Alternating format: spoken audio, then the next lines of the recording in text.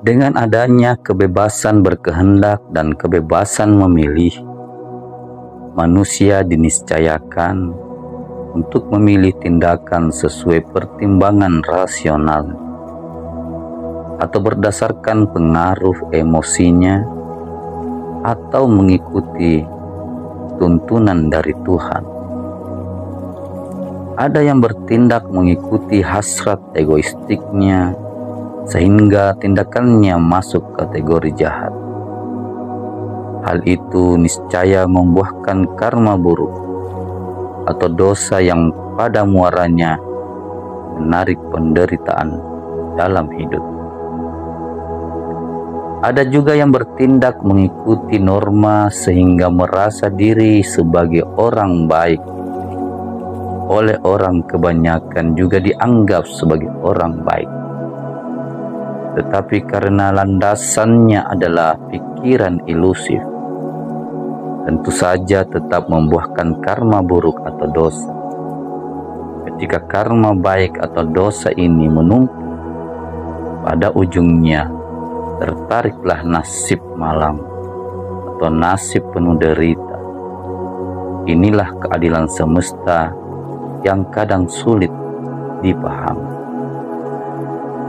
Sementara jika seseorang bertindak sesuai kasih murni mengikuti tuntunan Tuhan, ia berarti bertindak benar terbebas dari dosa, sekaligus memupuk karma baik.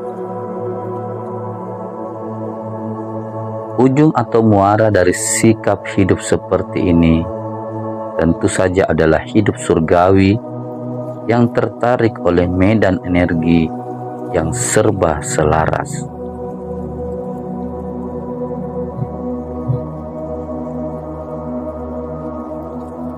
Apakah saat manusia menderita, Tuhan menderita?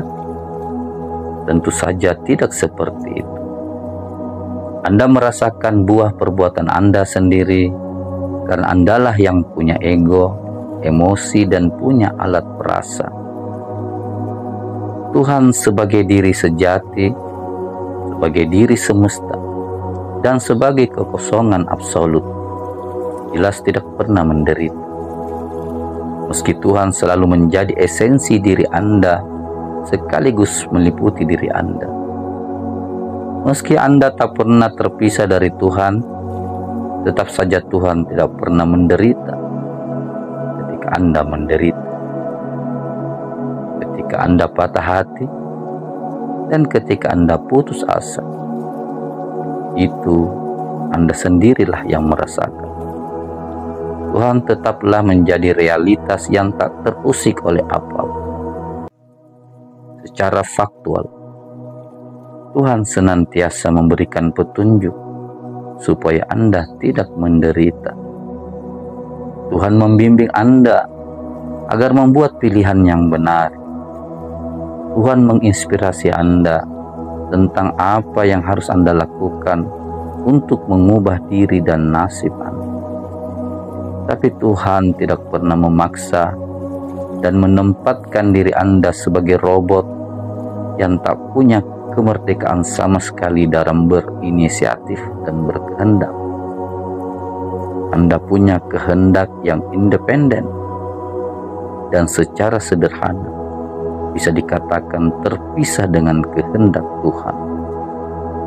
Tapi Anda bisa memilih untuk menyelaraskan kehendak Anda dengan kehendak Tuhan dan memilih untuk mengikuti apa yang merupakan tuntunan Tuhan.